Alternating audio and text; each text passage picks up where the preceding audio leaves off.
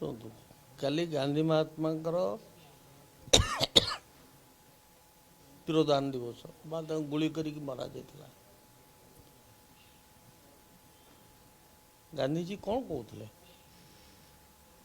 ଗୋଟିଏ ସୁସ୍ଥ ଗଣତନ୍ତ୍ର ସୃଷ୍ଟି କରିବାକୁ ହେଲେ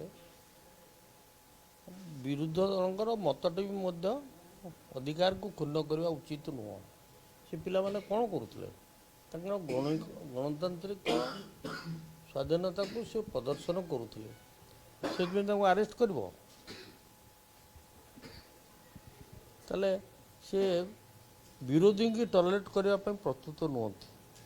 ଏ ଯୁବକମାନେ ଛାତ୍ରମାନେ ତାଙ୍କର କ'ଣ ବିରୋଧ କରୁଥିଲେ? କଳା ପତାକା କେଉଁଠି ମାଡ଼ପିଟ ତ କରୁନଥିଲେ, କେଉଁଠି ମାରହାଣ ତ କରୁନଥିଲେ।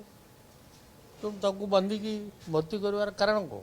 ତାହେଲେ you don't tolerate the opposition, ଯେଉଁଟାକି ଗଣତନ୍ତ୍ରର ମୂଳ ଭିତ୍ତି।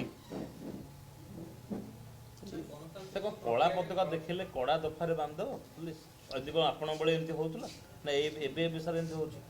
ଯେପର୍ଯ୍ୟନ୍ତ ଆମେ ବିରୋଧୀର କଥାଟି ନ ଜାଣିଛନ୍ତି, ବିରୋଧୀର ମନୋଭାବ, ବିରୋଧ ଗଣତନ୍ତ୍ରରେ ତିଷ୍ଠିବ କେମିତି? ଗଣତନ୍ତ୍ର ବିରୋଧୀ ରହିବେ। ଯେଉଁମାନେ ବିରୋଧୀ ଦଳ ତାଙ୍କର ଯାହା ମନୋଭାବ ଥିବ ତାକୁ ପ୍ରଦର୍ଶନ କରିବେ। ତେଣୁ କାଲି ସେମାନେ ବିରୋଧୀ ଭାବର ବିରୋଧୀ ଦଳ ହିସାବରେ ତାଙ୍କର ପ୍ରଦର୍ଶନ କରୁଥିଲେ। ତାଙ୍କୁ ବାନ୍ଧିକି ନେଇ ପିଲାମାନଙ୍କୁ ରଖିଲେ କ'ଣ ହେବ? ତାମାନେ ତୁମେ ଅଧିକ ଉତ୍ତେଜିତ କରିବା ପାଇଁ ଚେଷ୍ଟା କରୁଛ।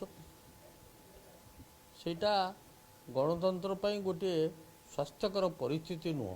जदि आपणमानंकु आम वीडियो भल लगी थाए ताहले आम चैनल को लाइक शेयर और सब्सक्राइब करने को भूलिबेनि।